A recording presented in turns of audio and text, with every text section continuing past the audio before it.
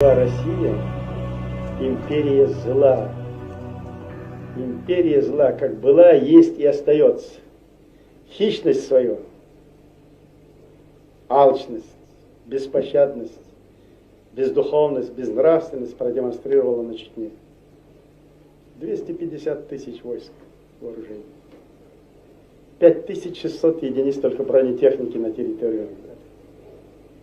Неслыханное количество в истории против горстки людей и против территории, по которой на карте ищут микроскоп, набросились, успокоив мировую общественность, сделав заявление из уст президента России, что силового решения не будет, будет только мирное решение.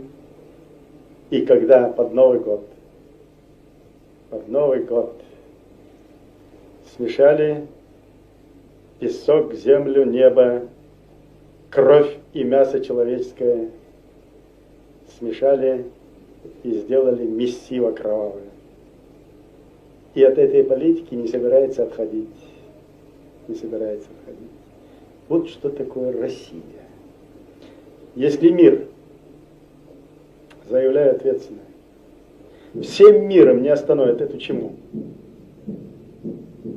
или не сделают Россию правовой, по крайней мере, уж демократии там никогда не будет и не было, хотя бы в правовом отношении не соблюдали норм международного права,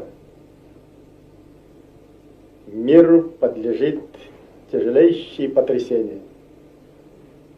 Тяжкие потрясения.